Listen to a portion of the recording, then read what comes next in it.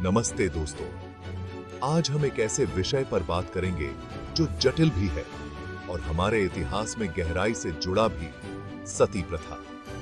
ये एक ऐसी प्रथा है जिस पर सदियों से बहस होती रही है और ये आज भी परंपरा, आस्था और समाज में महिलाओं की भूमिका को लेकर हमारी समझ को चुनौती देती है। मेरे साथ जुड़े जब हम सती के उद्गम, विकास और प्रभाव को जानेंगे और आधुनिक भारत में इसकी जगह को समझने की कोशिश करेंगे। हमारी ये यात्रा हमें प्राचीन ग्रंथों और ऐतिहासिक वृत्तांतों से रूबरू कराएगी और उन मान्यताओं और विश्वासों पर प्रकाश डालेगी जो इस प्रथा के पीछे काम करते थे। हम उन सामाजिक और सांस्कृतिक संदर्भों की जांच करेंगे जिनमें सती प्रचलित थी और इसके उन्मूलन के पक्ष और विपक्ष में दिए गए तर्कों का विश्लेषण करेंगे। सती शब्द संस्कृत के सत शब्द से आया है, जिसका अर्थ है सच्चाई या अच्छाई। इस प्रथा के संदर्भ में सती उस महिला को कहा जाता है जिसे पवित्र और गुणी माना जाता है, खासकर अपने पति के प्रति अटूट भक्ति के कारण। धार्मिक रूप से सती को अक्सर पत्नी के प्रेम का सबसे बड़ा उदाहरण माना जाता है, जहां महिला के आत्मदाह को उसके प्यार और वफादारी के प्रमाण के रूप में देखा जाता है। कुछ लोगों का मानना है कि इस कृत्य के माध्यम से पत्नी अपने पति के साथ स्वर्ग जाती है, जिससे परलोक में उनका मिलन सुनिश्चित होता है। हालांकि यह याद रखना बहुत जरूरी है कि इस व्याख्या को सभी लोग स्वीकार नहीं करते और बहुत से लोग इस प्रथा को धार्मिक ग्रंथों की गलत व्याख्या बताते हुए इसकी निंदा करते हैं। सती की ऐतिहासिक उत्पत्ति रहस्य में डूबी हुई है। इस प्रथा के प्रमाण सदियों पुराने हैं। ऋग्वेद और महाभारत सहित प्राचीन हिंदू धर्म ग्रंथों में सती का उल्लेख मिलता है, हालांकि उनकी व्याख्याएं अलग अलग हैं। कुछ विद्वानों का तर्क है कि ये ग्रंथ इस प्रथा का महिमा मंडन करते हैं, जबकि अन्य लोगों का तर्क है कि ये केवल एक प्रथा के रूप में इसका उल्लेख करते हैं, इसे स्पष्ट रूप से समर्थन नहीं देते हैं। मध्ययुगीन काल के दौरान सती अधिक प्रचलित हो गई, खासकर भारत के कुछ क्षेत्रों में।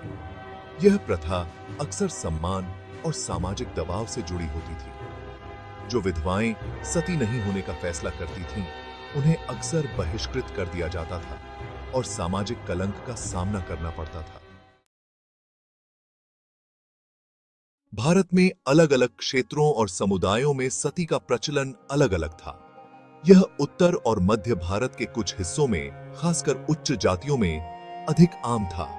कुछ क्षेत्रों में इस प्रथा के बारे में लगभग कभी सुना भी नहीं गया था। स्थानीय रीति रिवाजों, धार्मिक नेताओं के प्रभाव और सामाजिक आर्थिक परिस्थितियों जैसे कारकों ने सती के प्रसार और स्वीकृति में भूमिका निभाई।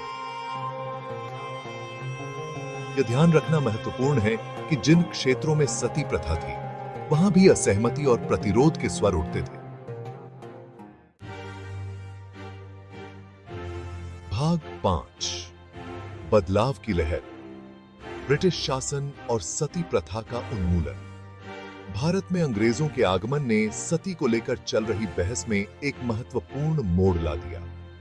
ब्रिटिश अधिकारी इस प्रथा से भयभीत थे और इसे एक बर्बर प्रथा मानते थे, जिसे समाप्त किया जाना आवश्यक था। राजा राम मोहन राय जैसे भारतीय सुधारकों ने सती के खिलाफ जनमत तैयार करने में महत्वपूर्ण भूमिका निभाई। इस प्रथा की भयावहता को उजागर करने और महिलाओं के अधिकारों के लिए उनकी वकालत ने भारतीयों और अंग्रेजों दोनों को प्रभावित किया। 1829 में भारत के तत्कालीन governor general Lord William Bentinck ने एक कानून बनाया, जिसने सती को आधिकारिक तौर पर अपराध घोषित कर दिया। भाग 6, एक आधुनिक त्रासदी, रूप कंवर का मामला। 1829 में समाप्त किए जाने के बावजूद भारत से सती प्रथा पूरी तरह से खत्म नहीं हुई है। 1987 में रूप कंवर के दुखद मामले ने देश को हिलाकर रख दिया और सती के मुद्दे को फिर से सुर्खियों में ला दिया। 18 साल की विधवा रूप कंवर को कथित तौर पर भारी भीड़ की मौजूदगी में उसके पति की चिता पर जबरन बिठा दिया गया था।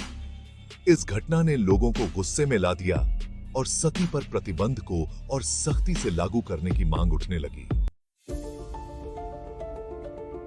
भाग 7 प्रथाओं में अंतर, सती, जौहर और उसके आगे। सती और अन्य ऐतिहासिक प्रथाओं जैसे जौहर के बीच अंतर करना महत्वपूर्ण है। हालांकि दोनों में महिलाओं की मृत्यु शामिल थी, लेकिन परिस्थितियां और मंशाएं अलग अलग थीं।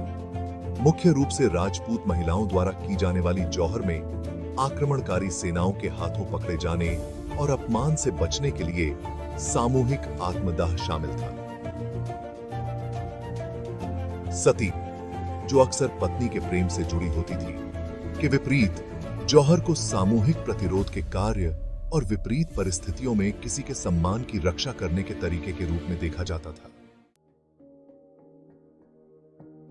भाग 8 सती की व्याख्या, धार्मिक और सांस्कृतिक दृष्टिकोण। इसके ऐतिहासिक संदर्भ को समझने के लिए सती की धार्मिक और सांस्कृतिक व्याख्याओं को समझना बहुत महत्वपूर्ण है। इस प्रथा के कुछ समर्थक धार्मिक ग्रंथों का हवाला देते हैं और तर्क देते हैं कि सती बलिदान और भक्ति का सबसे बड़ा कार्य है, जो महिला और उसके पति दोनों के लिए मोक्ष सुनिश्चित करता है। हालांकि यह मानना बहुत जरूरी है कि इन व्याख्याओं पर बहुत विवाद है। कई विद्वानों और धार्मिक नेताओं का तर्क है कि सती धार्मिक शिक्षाओं की गलत व्याख्या है और हिंदू धर्म ऐसी प्रथाओं को बर्दाश्त या प्रोत्साहन नहीं देता है। भाग 9 एक आधुनिक दृष्टिकोण, नारीवादी और समकालीन विचारों के माध्यम से सती। एक आधुनिक नारीवादी दृष्टिकोण से सती को पितृसत्तात्मक उत्पीड़न का एक रूप और लैंगिक असमानता की एक भयानक अभिव्यक्ति के रूप में देखा जाता है। यह उन सामाजिक संरचनाओं को उजागर करता है जिन्होंने महिलाओं के जीवन को महत्वहीन बना दिया और उन्हें उनके पतियों का मात्र एक विस्तार बना दिया। सती की समकालीन व्याख्याएं उन पितृसत्तात्मक मानदंडों को चुनौती देने और नष्ट करने की आवश्यकता पर जोर देती हैं, जो महिलाओं के खिलाफ हिंसा को बनाए रखते हैं। यह प्रथा उस प्रगति की एक कठोर याद दिलाती है, जो अभी भी महिलाओं के अधिकारों और सुरक्षा को सुनिश्चित करने के लिए किए जाने की आवश्यकता है।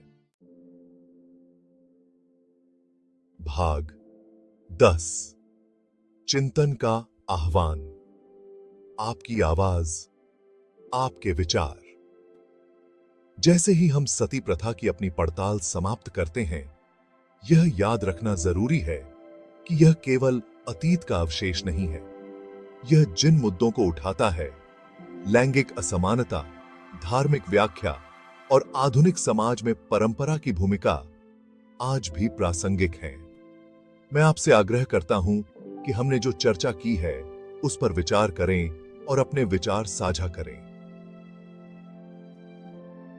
आइए हम एक सार्थक संवाद में शामिल हों, पुरानी मान्यताओं को चुनौती दें और एक ऐसे समाज के निर्माण की दिशा में काम करें जहां लिंग की परवाह किए बिना हर व्यक्ति के साथ सम्मान और सम्मान के साथ व्यवहार किया जाए।